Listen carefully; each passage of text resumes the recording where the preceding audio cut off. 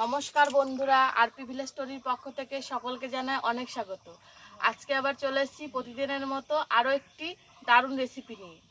প্রতিদিন তো তোমরা দেখতেই পাও যে মাছ মাংস সমস্ত কিছুই রান্না হয়, তো আজকে আর কোনো মাছ মাংস রান্না হবে না। আজকে দেখো কলা নিয়ে এসেছি বাজার থেকে। এই কলা দিয়ে দুর্দান্ত একটা রেসিপি তোমাদেরকে করে দেখাবো, তোমরা কিন্তু পুরো ভিডিওটা দেখবে। প্রথমে আমি এই কলাগুলো খুব ভালোভাবে কেটে নেব। কলাটা কাটার আগে দেখো গামলায় জল নিয়েছি, এই জলের মধ্যে একটুখানি হলুদ দিয়ে দেবো, তাহলে কলাটা কেটে রাখলে কলাটা কিন্তু কালো হয়ে যাবে না। কলার খোসা ছাড়াবো না, কলাটা যখন সেদ্ধ করব তারপরে খোসাটা ছাড়াবো। এইভাবে দু টুকরো করে কলাগুলো কেটে নেব।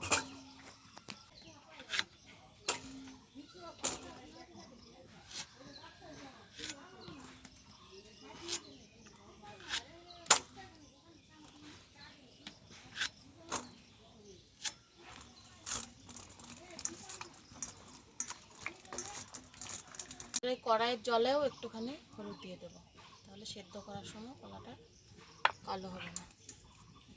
এবার কলাগুলো দিয়ে দেবো।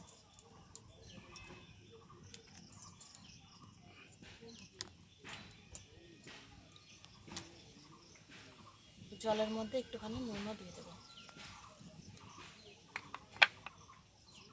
এবার ঢাকা দিয়ে কলাগুলো খুব ভালোভাবে সেদ্ধ করে নেব। এই দেখো এদিকে কলাটা খুব ভালোভাবে সেদ্ধ করে নিয়েছি, আর এই দেখো এই পাত্রটার মধ্যে জল নিয়েছি। এবার কলাগুলো এই জলের ওপর তুলে নেব, তাহলে খুব তাড়াতাড়ি ঠান্ডা হয়ে যাবে।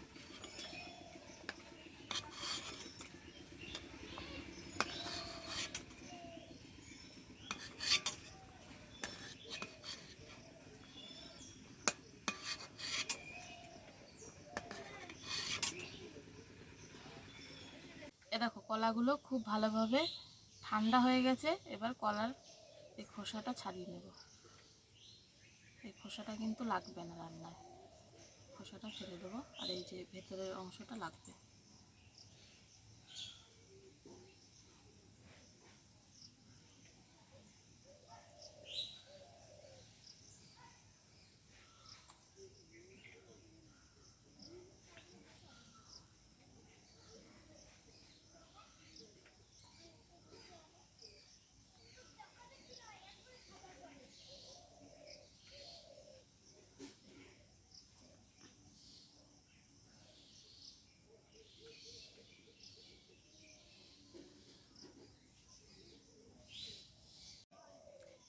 এ দেখো সমস্ত কলার খোসাগুলো খুব ভালোভাবে ছাড়িয়ে নিয়েছি। এবার কলাটাকে কিছু মশলা দিয়ে আমি মেখে নেব। প্রথমে এর মধ্যে দিয়ে দেব জিরে আর ধনে গুঁড়ো। খুব বেশি দেব না, অল্প করেই দেব। দিচ্ছি অল্প একটু লঙ্কা গুঁড়ো, দিচ্ছি পরিমাণ মতো নুন,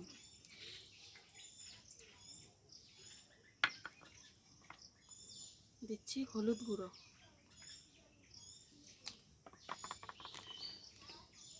আর সব শেষে দিয়ে দিচ্ছি বেশ খানিকটা বেসন।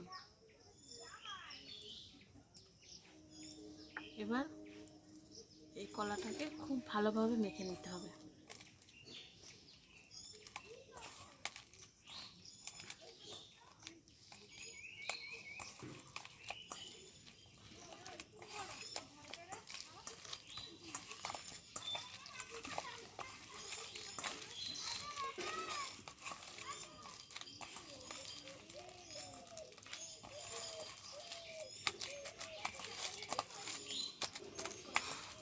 কলাটা খুব ভালোভাবে মেখে নিয়েছি। এবার কোফতাগুলো ভেজে নেব। তার জন্য কড়াইতে দিয়ে দিচ্ছি তেল। তেলটা একটু গরম হোক, তারপরে কোফতাগুলো ছাড়ব।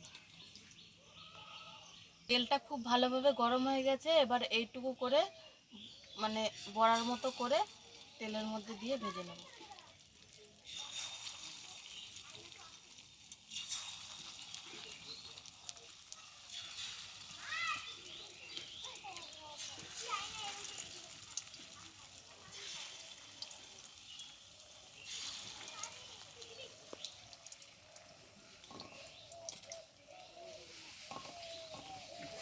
এ দেখো কোপ্তাগুলো একদিক ভাজা হয়ে গেছে, এবার উল্টে দেবো।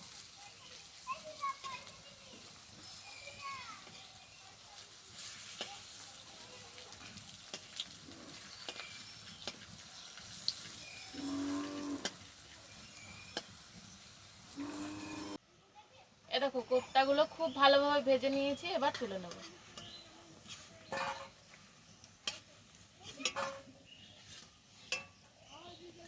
এবার বাকি কোপ্তাগুলো ওই একইভাবে ভেজে নেব।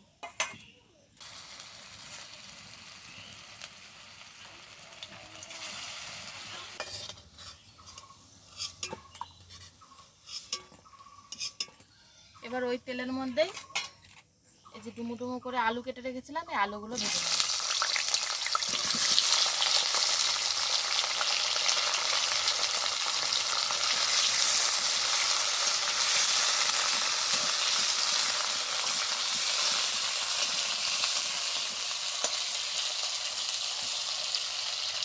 এ দেখো আলুগুলো একদম লাল লাল করে ভেজে নিয়েছি, এবার দিয়ে দেবো ফোড়ন। আলুগুলো একটু সরিয়ে নিই, তারপরে সাইডে ফোড়নটা দিয়ে দেবো। ফোড়নে দিচ্ছি গোটা গরম মশলা, শুকনো লঙ্কা আর গোটা জিরে।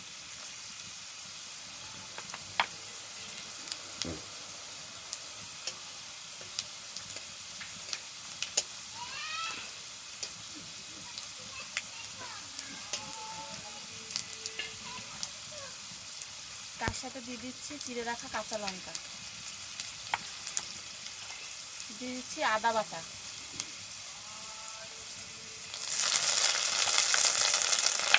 জিরে আর ধনে গুঁড়োও দিয়ে দিচ্ছি।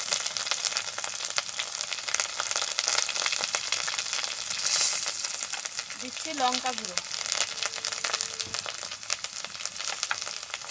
হলুদ গুঁড়ো, পরিমাণ মতো নুন দিচ্ছি। সবশেষে দিয়ে দিচ্ছি বেশ খানিকটা টক দই।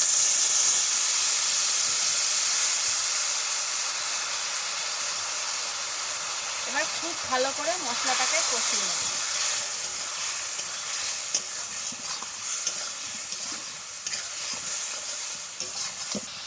এই দেখো মশলাটা খুব ভালোভাবে কষিয়ে নিয়েছি, এবার দিয়ে দেবো পরিমাণ মতো জল।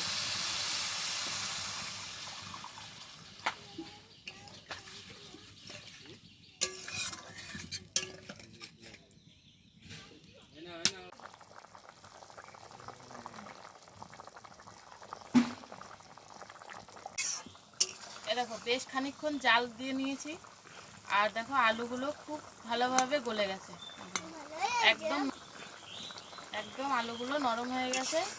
এবার এই যে কোফতাগুলো করে রেখেছিলাম সেগুলো ঝোলের ওপর দিয়ে দেবো, তারপর আর 2-3 মিনিট মতো ফুটিয়ে নামিয়ে নেব। তাহলে কাঁচা কলার কোফতা কারি রেডি হয়ে যাবে।